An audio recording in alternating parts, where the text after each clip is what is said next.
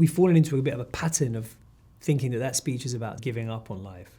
And I really strongly think it's not about that at all. When it comes to something like the to be or not to be soliloquy, how long is that? How long are you kind of playing with that around in your head before it comes to shooting that scene? I think the interesting part of that, the way we filmed it, is that the biggest challenge, and Anil was saying this, that we end up spending the most time on is how do we find a stretch of road long enough to drive around to get the speech in one take. Take. It's interesting because sometimes with those restrictions and parameters, it can actually bring something out creatively, because you don't have 5 to 7 minutes to like ruminate over every word. It's a condensed, intense delivery because of where we're staging it and what we're saying with the piece.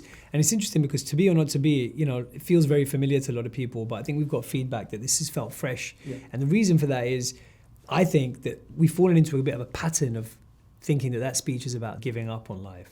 And I really strongly think it's not about that at all. If you look at the words, it's, do we go and just keep our head down and suffer injustice, go along to get along, or do we fight back, even if that means that we're going to lose everything?